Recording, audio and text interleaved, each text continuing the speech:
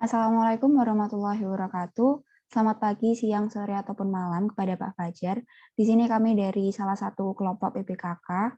Kami akan mempresentasikan terkait AIS kami, yaitu untuk membuat suatu aplikasi pencarian gedung untuk acara pernikahan, rapat, atau acara lainnya, di mana dalam pelakuan pendaftaran ataupun booking tidak dapat dilakukan duplikasi pesanan dalam waktu dan tempat yang sama sehingga data yang terjadi akan akurat semua.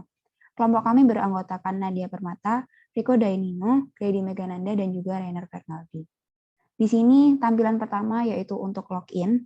Akan ada dua pilihan login, yang pertama untuk admin ataupun untuk user. Saya akan menjalankan untuk admin terlebih dahulu.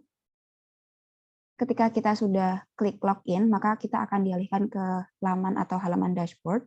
Selanjutnya ada section user management. Di situ ada dua sub lagi. Yang pertama permission.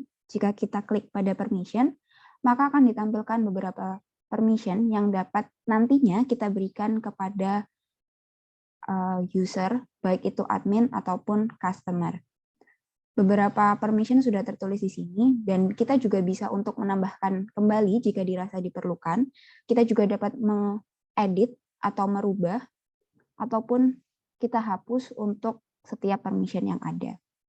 Kita juga dapat mendownload sebagai Excel, PDF, ataupun menyimpan data-data tersebut secara lokal dalam komputer kita. Berikutnya untuk section roles. Section role sendiri adalah pembagian untuk setiap user yang ada.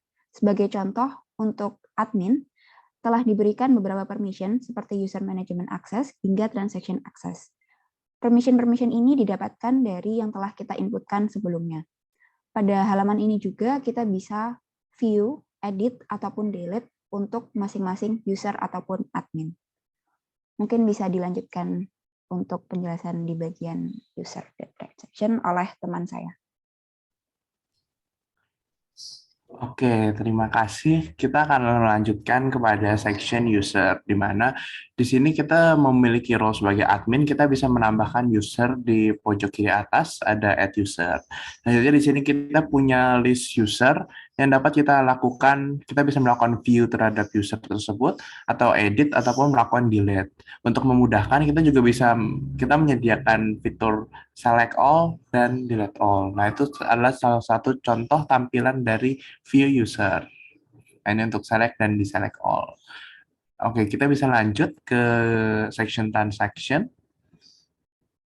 Nah, di sini kita bisa melihat daftar transaksi yang terjadi.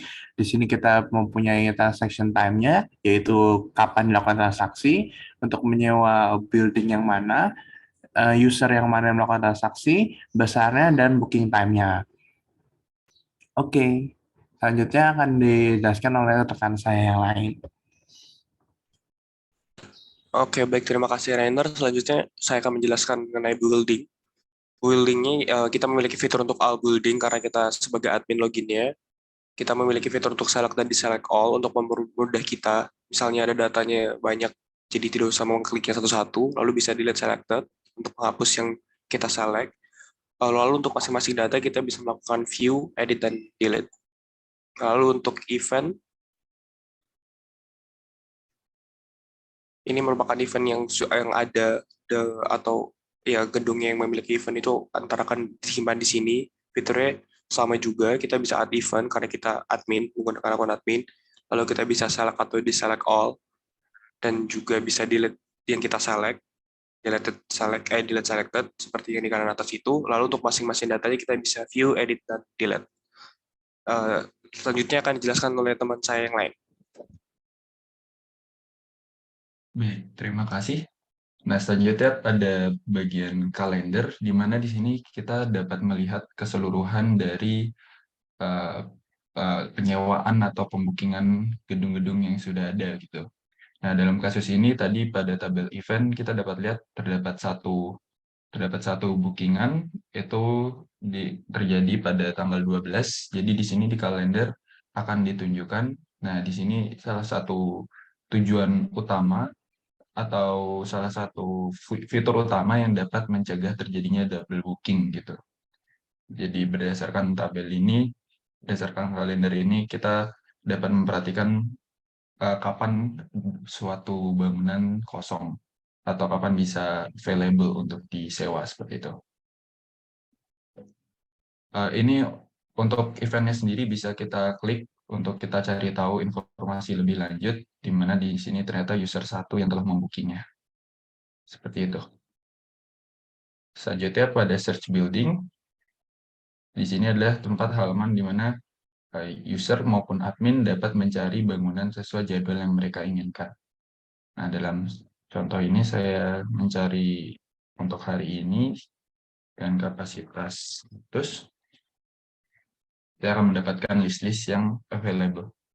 Namun apabila saya coba pada jadwal tertentu, lalu mencarinya dengan kapasitas yang lebih besar lagi, maka tampilannya akan lebih terbatas. Ya, seperti itu. Selanjutnya saya akan memaparkan untuk tampilan user. Di mana untuk tampilan user sendiri ada satu main difference di sini, yakni terdapat my credits.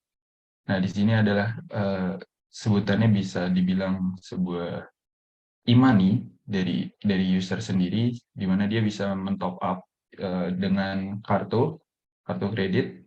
Nah, kemudian setelah ditambahkan akan masuk ke kreditnya sendiri, ke e-money-nya. Nah, ini transaksi yang tadi sempat dijelaskan oleh teman saya, ini merupakan transaksi masuk ke dompetnya. Kemudian pada fitur user sendiri, dia bisa melihat langsung hal yang sama, yakni terkait kalender untuk mengetahui jadwal kosong, dan juga untuk mencari bangunan itu sendiri, berdasarkan jadwal yang mereka inginkan. Seperti itu. Ya. Jadi cukup sekian pemaparan EAS PBKK dari kami. Apabila terdapat kesalahan, kami mohon maaf, dan terima kasih telah menyaksikan. Akhir kata kami ucapkan terima kasih.